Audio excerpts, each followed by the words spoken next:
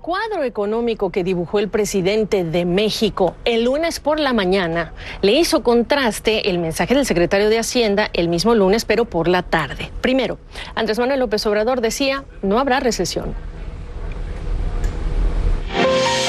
Se excitan. No hay recesión, vamos muy bien en lo económico y cada vez está mejor la situación económica y social en nuestro país.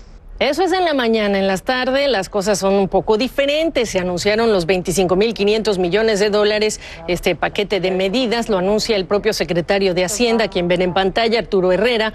Dijo que este es un empujoncito y este apoyo va mediante proyectos de infraestructura, el impulso a la inversión física pública, impulso al consumo. Dijo que se van a adelantar también contrataciones y compras correspondientes a 2020, que además hay que decir, después de este anuncio y de las palabras del presidente, en unas horas se va a poner el cuadro todavía más interesante con el dato de crecimiento económico al segundo trimestre del año. Carlos López Jones, consultor director de tendencias económicas y financieras, me acompaña desde la Ciudad de México. Y permíteme preguntarte, Carlos, ¿cómo estás? Si me dejas combinar los dichos del presidente y del secretario de Hacienda. El secretario de Hacienda dice un empujoncito cuando vamos bien en lo económico, dice el presidente. ¿Lo caracterizarías igual? Bueno, yo creo que, Gaby, buenas tardes. Estamos ante un doble discurso, no solo en este tema, en muchos.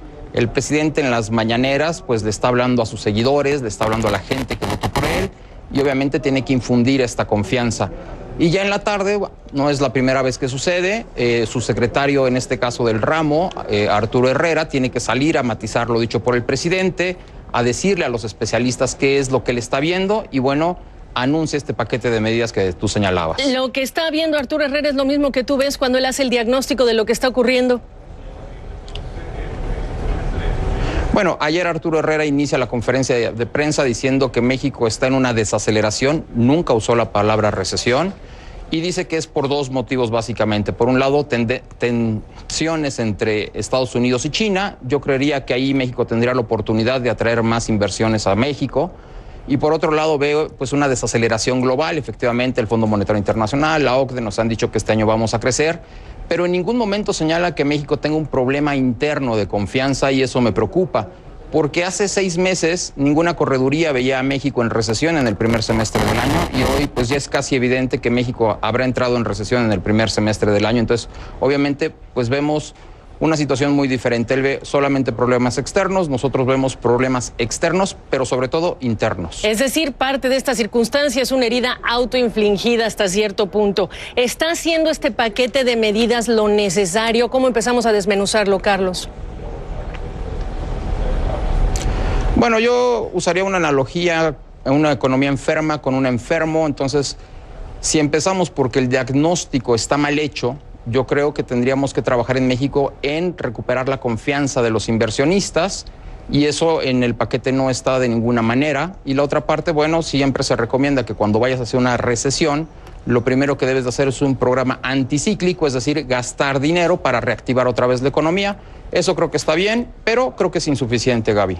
¿Por el monto o por el tipo de proyectos? Por ejemplo, invertir en carreteras y en obras de infraestructura.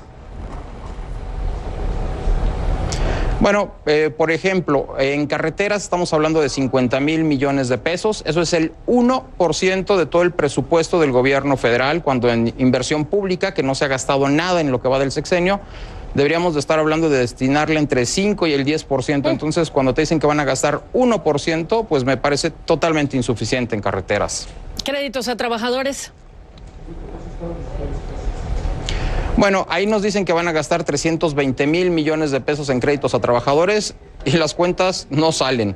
Te comento, en México hay un instituto, se llama el Fonacot, es el que da los créditos a los trabajadores. El año pasado dio 10,980 millones de pesos y para este año están pretendiendo 320,000 millones, 30 veces.